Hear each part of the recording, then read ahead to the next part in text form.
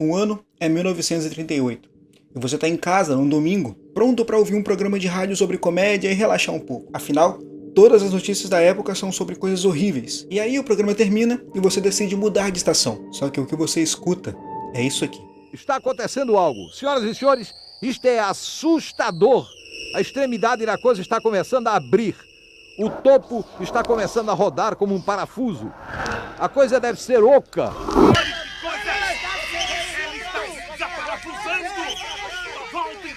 Esse trecho foi tirado de uma transmissão de rádio sobre uma invasão alienígena. Eu sou o Amorim e sejam muito bem-vindos à Guerra dos Mundos de Orson Welles.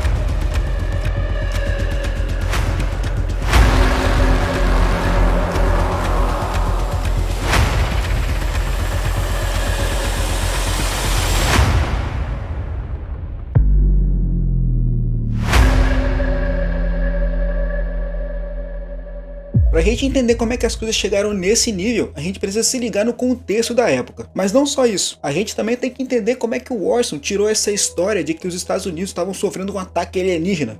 Mas vamos por partes, beleza? Lembre-se, você tá em 38. Seu único meio de comunicação é o famoso rádio, e naquela época as notícias eram apenas sobre a Segunda Guerra Mundial. Era muito comum que durante as transmissões tudo fosse interrompido tipo um plantão da Globo, só para dar uma mega notícia sobre uma tragédia. Como por exemplo o Zeppelin de Hindenburg, que em 37 explodiu e matou diversas pessoas. Ou até mesmo em 38, quando o carinha de bigode anexou a Áustria ao bloco de malucos que ele estava coordenando. Tudo isso misturado aos reflexos da crise de 29, a maior queda da bolsa de valores dos Estados Unidos. Ou seja, o pessoal não estava só com medo, o pessoal estava em pânico mesmo. Então, para amenizar a situação, alguns programas de rádio eram sobre comédia, música, entretenimento, só para deixar o clima mais leve. Existiam 2 programas de rádio no domingo à noite. Um bem famoso de comédia e entretenimento que ia ao ar pela NBC, e um nem tão famoso assim que contava história de terror. Esse ia ao ar pela CBS, que era conduzido pelo nosso querido Orson Welles. Os dois tinham o mesmo horário, começavam por volta das 8 da noite. Porém, o da NBC acabava um pouquinho antes, então todos os ouvidos estavam voltados para esse programa bem famoso. Só que quando ele acabou, todo mundo decidiu mudar de estação, e aí caíram de paraquedas no programa do Orson. A CBS estima que foram pelo menos 6 milhões de pessoas sintonizando a transmissão naquele momento, e pouco mais de 1.200.000 pessoas acreditaram fielmente que a transmissão era de verdade. Ah, um detalhe muito importante que eu ainda não mencionei. Era dia 30 de outubro, véspera de Halloween. O diazinho bom que esse cara escolheu para fazer a transmissão, hein? Que delícia! Mas peraí. Como assim ele escolheu, Amorim? Que isso? Ele escolheu o dia da invasão alienígena? Eu não tô entendendo. Bom, basicamente, sim. Na verdade, isso não passou de uma dramatização do radialista. Ele transformou um trecho do livro Guerra dos Mundos, de H.G. Wells, de 1898, em um dos maiores espetáculos auditivos já escutados. Ele, claro, fez uma adaptação, usando a cidade de Grover's Mill, em Nova Jersey, para ser o possível alvo do ataque. Sim, mais uma vez Nova Jersey. Um ano antes caiu o Zeppelin, agora invasão, tiraram Nova Jersey pra merda mesmo, né? O programa era basicamente uma música tocando, né, algumas distrações e de repente, pum, plantão. E aí vinha um repórter informando tudo o que estava acontecendo em Grover's Mill. A primeira parada foi informando que um meteoro tinha caído.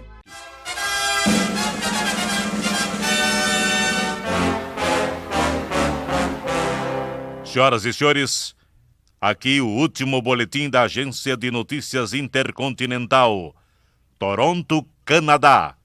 O professor Morse da Universidade Macmillan relata ter observado um total de 3 explosões no planeta Marte entre 7h45 e 9h20 p.m. padrão de tempo ocidental. Isto confirma relatórios anteriores recebidos de observatórios americanos. Agora, de mais perto de nossa casa, vem uma notícia de Triton, Nova Jersey. Às 8h50 p.m., um enorme objeto flamejante que se julga ser um meteorito caiu numa fazenda nas vizinhanças de Grover's Mill, Nova Jersey, distante 35 quilômetros de Trenton. O clarão no céu foi visível dentro de um raio de várias centenas de quilômetros e o estrondo do impacto foi ouvido em até Elizabeth, ao norte. Nós despachamos uma unidade móvel para o local e vamos ouvir o quadro por nosso comentarista Carl Phillips assim que ele chegar ao local. Enquanto isso, vamos levá-lo ao Hotel Martinet, no Brooklyn, onde Bob Milley e sua orquestra estão oferecendo um programa de música para dançar.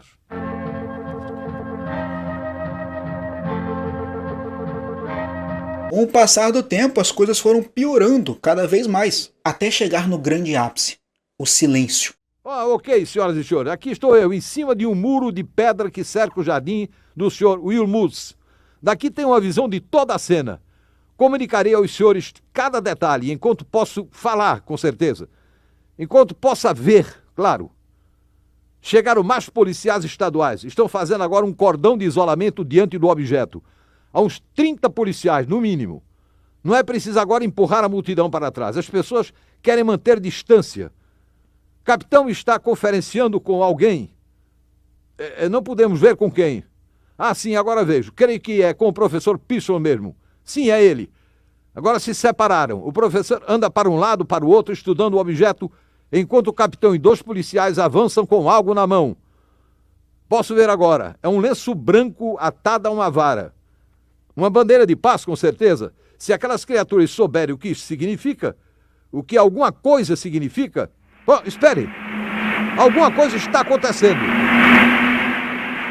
Uma forma encurvada está se elevando do buraco. Eu posso distinguir agora um pequeno raio de luz contra um espelho. Mas o que é isso? É um jato de fogo brotando daquele espelho. Ele vem na direção dos homens que empunham um lenço branco. O jato agora os atinge de frente. Santo Deus! Eles estão em chama. As árvores, os celeiros, os tanques de gasolina, os automóveis, o fogo está se espalhando por tudo. Está vindo para cá, uns 6 metros à minha direita.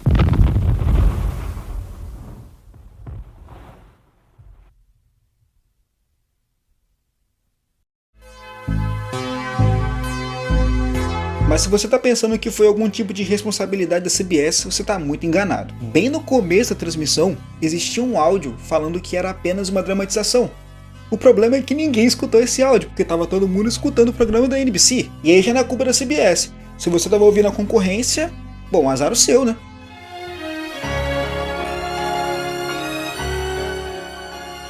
O Columbia Broadcasting System e suas estações afiliadas apresentam Orson Welles e seu Mercury Theatre, no ar em A Guerra dos Mundos, de H.G. Wells.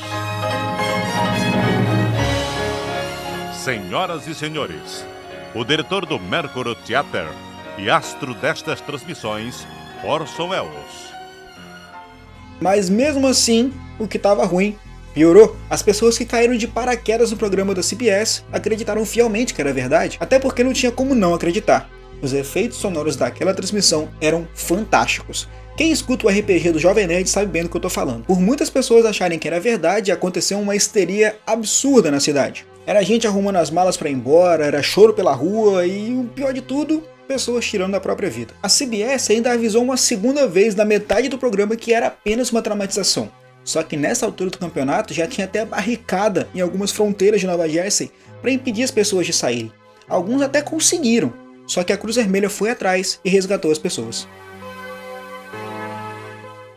Bom, como vocês podem imaginar, a CBS não saiu muito bem na história, né? No mesmo dia já tinha dezenas de pessoas na estação de rádio procurando respostas sobre o que tinha acontecido. No dia seguinte, na capa do jornal, a notícia principal era qual?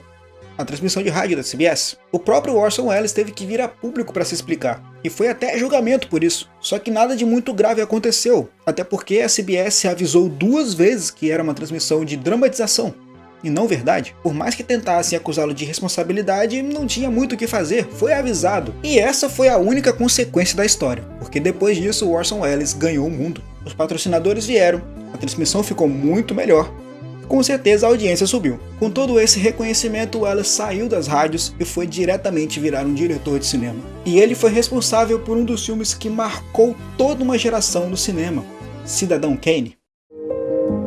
Com apenas 1 hora e alguns minutos, Orson Welles mostrou a força que o rádio tinha, somado a uma oratória perfeita e efeitos sonoros maravilhosos. A verdade é que o Welles fez história. Segue fazendo, na verdade. Até porque o seu legado nunca vai deixar de existir. Pessoas que decidem estudar cinema, rádio, televisão, precisam passar pelas histórias maravilhosas de Orson Welles. Bom, esse foi o vídeo. Obrigado por assistir até aqui. Se você gostou, considere deixar o seu like e compartilhar com quem você quiser, beleza? Eu vou ficando por aqui. Fica bem e até mais!